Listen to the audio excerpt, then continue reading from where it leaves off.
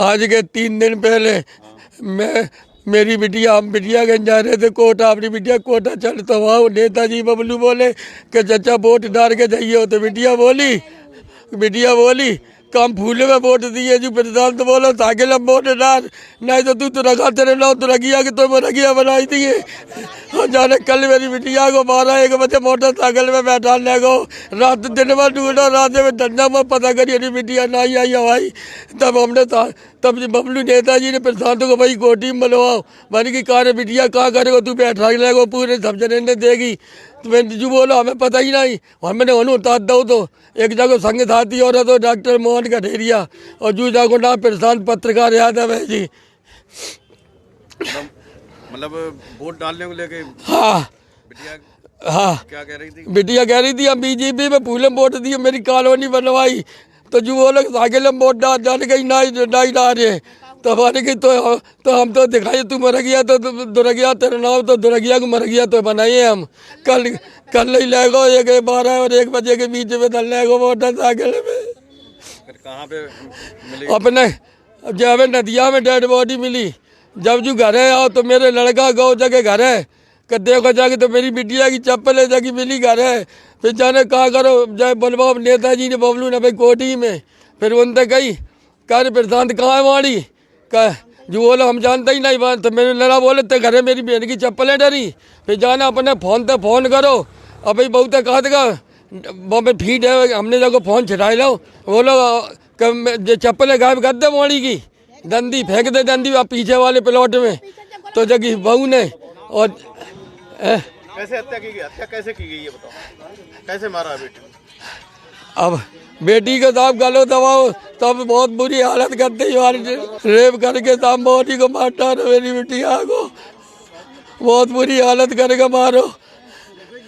आज केंद्र में व उत्तर प्रदेश में बीजेपी की सरकार है, बट उसके बावजूद भी समाजवादी पार्टी व अखिलेश यादव के गुंडों की इतनी हिम्मत है कि सपा को वोट न देने की वजह से एक दलित लड़की की हत्या कर दी जाती है बलात्कार करने के बाद। ये घटना मैनपुरी की है, जहां पर एक दलित परिवार ने सपा पार्टी को वोट देने से इनकार कर दिया कि बीजेपी ने अच्छा काम किया, उनकी कॉलोनी बनवाई इसलिए वो बीजेपी को वोट देंगे। तो इस बात से प्रशांत यादव ने व उसके साथियों ने मिलकर दुर्गा जाटव की हत्या कर दी। सपा यानी कि अखिलेश यादव की पार्टी अभी सिर्फ 37 सीटें ही जीती, उसके बावजूद भी इनका आतंक चालू हो गया है। अगर ये गलती से भी चुनाव जीत जाते हैं, सत्ता में आ जाते हैं, तब यही गुंडे आपके घरों में भी घुसेंगे। क्या जाटव समाज की बेटी दलित की बेटी नहीं है? क्या दलित समाज को, वाल्मीकि समाज को, जाटव समाज को अपनी मर्जी से वोट देने का हक नहीं है?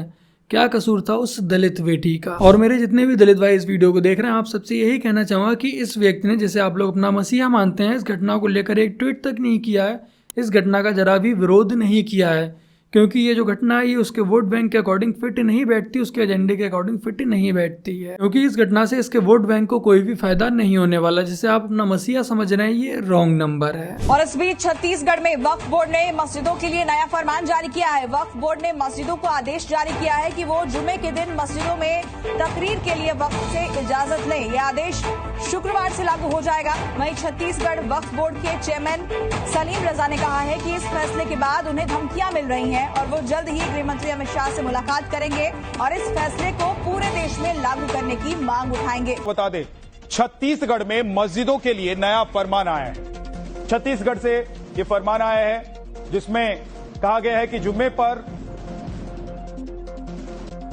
तकरीर के लिए मंजूरी लेनी होगी, मुतवल्ली और वक्फ बोर्ड से मंजूरी लेनी होगी, तकरीर के विषय की जानकारी लिखित देनी होगी। छत्तीसगढ़ वक्फ बोर्ड ने जारी किया ये फरमान, वक्फ बोर्ड की मंजूरी के बाद ही तकरीर हो सकेगी। छत्तीसगढ़ जहां इस समय बीजेपी की सरकार है, वहां के वक्फ बोर्ड ने एक ऐसा कदम उठाया जिससे बहुत से लोग नाराज हैं और बहुत से लोग इसे देश की सुरक्षा के लिए एक जरूरी कदम मान रहे हैं। लेकिन जैसे ही ये न्यूज सामने आती है, उसके बाद से ही ओवैसी साहब और उनके समर्थक इसे अपने धार्मिक अधिकारों यानी कि मजहबी अधिकारों का उल्लंघन मान रहे हैं। और असल में इस सबके पीछे सच्चाई क्या है, ये न्यूज बाहर आते ही इन सबको अचानक से इतनी मिर्ची क्यों लग गई, आज हम लोग इसी मुद्दे पर बात करेंगे।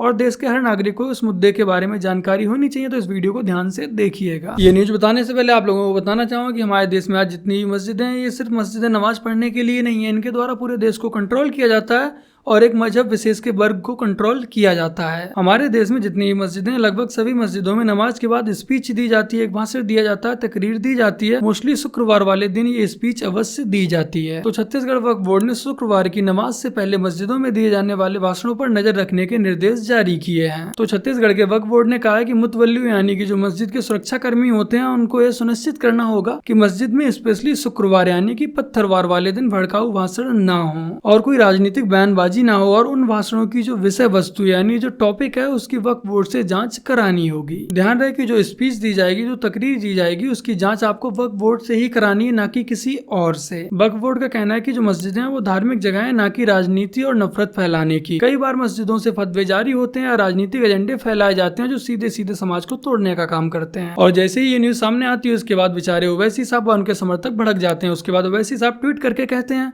कि छत्तीसगढ़ की भाजपा सरकार का वक्फ बोर्ड चाहता है कि जुम्मा का खुतबा यानी कि भाषण देने से पहले खतीब अपने खुतबे की जांच वक्फ बोर्ड से करवाए, यानी कि जो खतीब बोलने वाला खुतबा यानी कि जो स्क्रिप्ट है उसकी जांच वक्फ बोर्ड से करवाए और बोर्ड की इजाजत के बिना खुतबा ना दे। इसके आगे ओवैसी साहब लिखते हैं कि भाजपाई हमें बताएंगे कि दीन क्या है, अब अपने दीन पर चलने के लिए इनसे इजाजत लेनी होगी। वक्फ बोर्ड के पास ऐसी कोई कानूनी ताकत नहीं है, अगर होती भी तो भी वो संविधान की दफा 25 के खिलाफ होती। लेकिन मेरे प्यारे यहाँ पर समझने की बात यह है कि वक्फ बोर्ड ने आखिर ये कदम क्यों उठाया। वक्फ बोर्ड का कहना है कि मस्जिदों में दिए जाने वाले भाषणों में भड़काऊ बातें और देश विरोधी बयानबाजी अक्सर देखने को मिलती है, और ऐसी बहुत सारी स्पीच आप लोगों ने भी कहीं ना कहीं सुनी व देखी होंगी। कई बार इन भाषणों में नफरत और समाज को बांटने वाली बातें होती हैं जो कि देश के युवाओं में जहर घोलने का काम करती हैं, और इसीलिए वक्फ बोर्ड के द्वारा ये निर्देश मस्जिदों को धार्मिक सीमाओं तक सीमित रखने के लिए दिए गए हैं। अब सोचिए, क्या ये गलत है? अगर मस्जिदों से देश विरोधी, देश को तोड़ने वाली बातें होंगी तो क्या हमारे देश की संस्थान, हमारे देश का संविधान चुप बैठा रहेगा? क्या संविधान ने धार्मिक आजादी के नाम पर नफरत फैलाने का सर्टिफिकेट दे दिया है, उसका लाइसेंस दे दिया है? बेचारे ओवैसी साहब और उनके समर्थक फिर से एक बार विक्टिम कार्ड खेल रहे हैं। वो कह रहे हैं कि ये मुस्लिम समुदाय के खिलाफ साजिश है, ये उनकी धार्मिक आजादी छीनने की कोशिश की जा रही है। लेकिन सवाल ये है कि क्या धार्मिक आजादी का मतलब ये है कि मस्जिदों से देश तोड़ने की बातें की जाएं? क्या हमारे देश के संविधान ने धार्मिक आजादी के नाम पर नफरत फैलाने का लाइसेंस दिया है? ऐसा बिल्कुल भी नहीं है, और इसीलिए सरकारों को ये कदम उठाना चाहिए,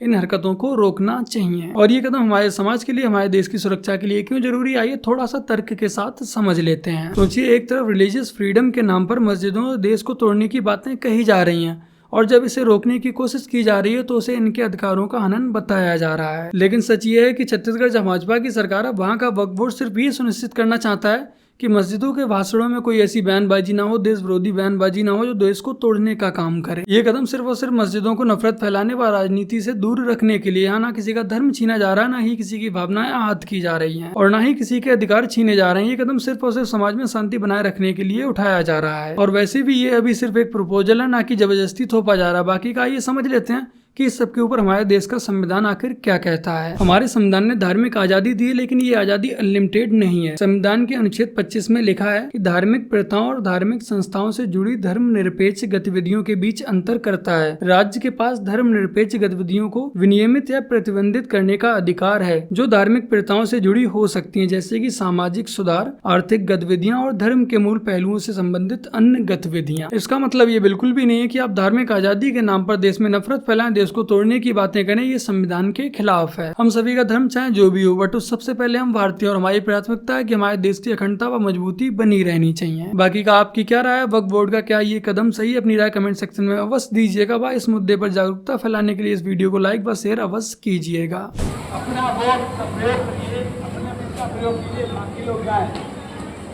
जिसका वोट नहीं है वो अपना जाए, और जिसका वोट है सम्मान से वोट डाला अपना। एक सिंगल आदमी ये ना कहे कि हमें वोट नहीं डालने दे रहा। ऐसी अफवाह ना फैलाएं, ऐसी अफवाह ना फैलाएं कि हमें कोई वोट नहीं डालने दे रहा। एक तरफ डिम्पल फौजी झूठ फैलाने पर लगी हुई हैं, तो दूसरी तरफ हमारे अखिलेश भैया जी भाभी से पीछे नहीं है। अखिलेश यादव ने क्लिप कटुए की तरह आधी क्लिप काटकर ट्विटर पर पोस्ट की और उसके नीचे लिखा, मीरापुर के ककरौली थाना क्षेत्र के एसएचओ को चुनाव आयोग के द्वारा तुरंत निलंबित किया जाए, क्योंकि वो रिवॉल्वर से धमकाकर वोटर्स को वोट डालने से रोक रहे हैं। बट सच्चाई क्या है वो आप लोग खुद ही देख लीजिए। ये आखिरी के 17 सेकंड का वीडियो था। इसमें 2 महिलाएं आपको नजर आ रही हैं, लेकिन इनके पीछे भीड़ है।